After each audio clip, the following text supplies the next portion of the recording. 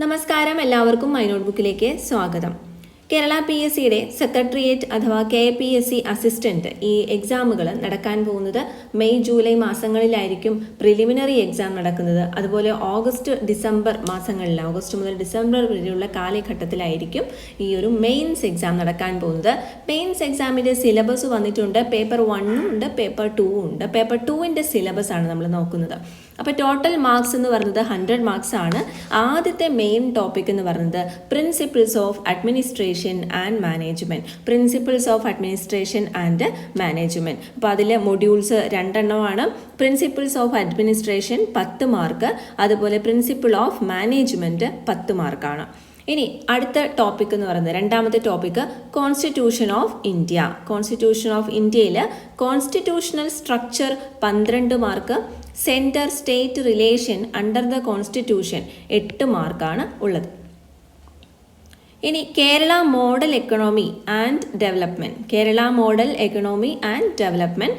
അപ്പോൾ കേരളാസ് എക്കണോമി എത്രയാണ്? 15 മാർക്സ് ആണ് വരുന്നത്.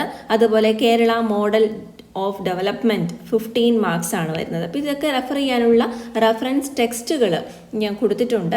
അപ്പോൾ നിങ്ങൾക്ക് അത് റെഫർ ചെയ്യാവുന്നതാണ്. കൂടുതൽ ഈ ഒരു ടോപ്പിക്കിനെ ബേസ് നിങ്ങൾക്ക് ടോപ്പിക്സ് കിട്ടിയില്ലെങ്കിൽ, അപ്പോൾ ഈ ഇതിൽ കിട്ടാത്ത ടോപ്പിക്സിനെ വെച്ചിട്ട് നമ്മൾ ക്ലാസ്സുകൾ ചെയ്യുന്നുണ്ട്. നിങ്ങൾക്ക് താഴെ കമൻറ്റ് ചെയ്യാം. അതിൻ്റെ നോട്ട്സ് പ്രൊവൈഡ് ചെയ്യുകയാണെങ്കിൽ നോട്ട്സ് പ്രൊവൈഡ് ചെയ്യാം. സെക്രട്ടേറിയറ്റ് അസിസ്റ്റൻറ്റ് എക്സാമിന് വേണ്ടിയിട്ടുള്ള ഒരു വാട്സപ്പ് ചാനൽ നമ്മൾ ക്രിയേറ്റ് ചെയ്തിട്ടുണ്ട്. അതിൻ്റെ ലിങ്ക് താഴെ കൊടുക്കാം. വാട്സപ്പ് ചാനലിൽ ജോയിൻ ചെയ്യുക. ഇനി അടുത്ത ടോപ്പിക്ക്, നാലാമത്തെ ടോപ്പിക് എന്ന് പറയുന്നത് environment or climate or disaster management. ഇനി എൻവയോൺമെൻറ്റ്, ക്ലൈമറ്റ്, ഡിസാസ്റ്റർ മാനേജ്മെൻറ്റ്, അതിലും 2 മൊഡ്യൂൾസ് ആണ് വരുന്നത്. അപ്പോൾ ആദ്യം തന്നെ എക്കോസിസ്റ്റം ബയോഡൈവേഴ്സിറ്റി എന്താണെന്നൊക്കെയും, രണ്ടാമത്തേതിൽ ഡിസാസ്റ്റേഴ്സും അത് മാനേജ് ചെയ്യുന്ന രീതികളും ഒക്കെയാണ്. ഇനി അവസാനത്തെ ഒരു മൊഡ്യൂളായിട്ട് കൊടുത്തിരിക്കുന്ന ഗവേണൻസ് ആണ്. എന്താണ് ഗവേണൻസ്? അതിന് 10 മാർക്കാണ് വരുന്നത്. 10 മാർക്ക്. ഇതിലും എൻവയോൺമെൻറ്റ്, ക്ലൈമറ്റ്, ഡിസാസ്റ്റർ മാനേജ്മെൻറ്റിലും 10 മാർക്ക് വീതം വരും. അങ്ങനെ മൊത്തത്തിൽ 100 മാർക്കിലാണ് വരുന്നത്. അപ്പോൾ ഇതിൻ്റെ ഡീറ്റെയിൽഡ് സിലബസ് നിങ്ങൾക്ക് PDF ഡൗൺലോഡ് ചെയ്ത് പ്രിൻ്റ് എടുത്ത് വെക്കാം. എന്നിട്ട് മാർക്ക് ചെയ്ത് വെക്കുക ഏതൊക്കെയാണ് ഇതിന് വേണ്ട ബുക്സ് എന്നൊക്കെ. അപ്പോൾ നമ്മുടെ മൈ നോട്ട്ബുക്കിൻ്റെ വെബ്സൈറ്റിൽ തന്നെ ഇതിൻ്റെ സിലബസ് പേപ്പർ 2 ഡീറ്റെയിൽ ആയിട്ട് കൊടുത്തിട്ടുണ്ട്. ഓരോ സിലബസ് ടോപ്പിക്കിനും ശേഷം അതിൻ്റെ check these books for the topic എന്ന് പറഞ്ഞിട്ട് അതിനോടനുബന്ധിച്ച് തന്നെ ബുക്സ് കൊടുത്തിട്ടുണ്ട്.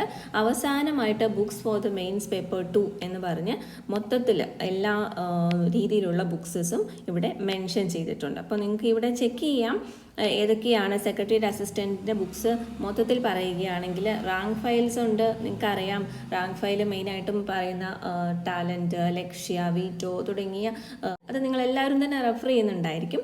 കൂടാതെ NCERT ബുക്സ് നമുക്ക് റെഫർ വേണ്ടതാണ്. അപ്പോൾ NCERTയുടെ ബുക്സ് അത് വാങ്ങാനുള്ള ലിങ്ക്സ് കൊടുത്തിട്ടുണ്ട്. അതുപോലെ സ്റ്റാൻഡേർഡ് റെഫറൻസ് ബുക്സ്.